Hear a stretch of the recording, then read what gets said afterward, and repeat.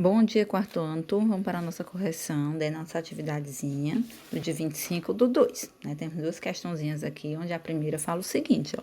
Nos desenhos abaixo, indique a posição correta da sombra projetada pela vareta de acordo com a posição aparente do Sol no céu. Então, o que seria fazer aqui? Seria pegar essas duas situações, ó. Aí vocês iriam fazer o quê, ó? Vocês iriam olhar, né, a localização do Sol e o projetar um risco, né, para como se fosse a sombra, né, para representar a sombra, né? Então, olha, como o Sol está aqui lá em cima, na situação 1, você pega e faz um risco aonde? Ó, embaixo da vareta.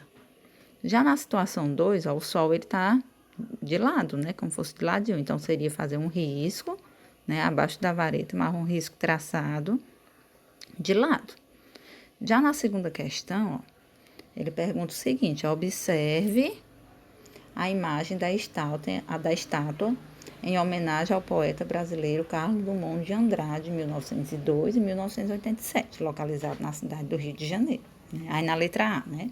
A sombra da estátua permaneceu na mesma posição desde o momento em que o sol surgiu no horizonte até o momento em que a fotografia foi registrada, justifica. Ele quer saber, gente, se essa sombra, né, que está sendo projetada, né, que está sendo projetada aqui, né, devido à estátua, se essa sombra, ela sempre vai ficar nessa mesma posição, né? O que é que temos que se lembrar, gente? Temos que se lembrar nessa questão sobre o movimento da Terra, né? Como a Terra, ela faz esse movimento, né? Então, o que não vai acontecer, né? Essa sombra, ela não vai ficar na mesma posição, né? Essa sombra, ela vai mudar de posição com o passar das horas, né? De acordo com o quê? Com o movimento aparente do Sol no céu, tá bom? Então, você vai colocar aqui não e vai dizer que essa sombra, ela muda, sim, de posição, né? Com o passar das horas.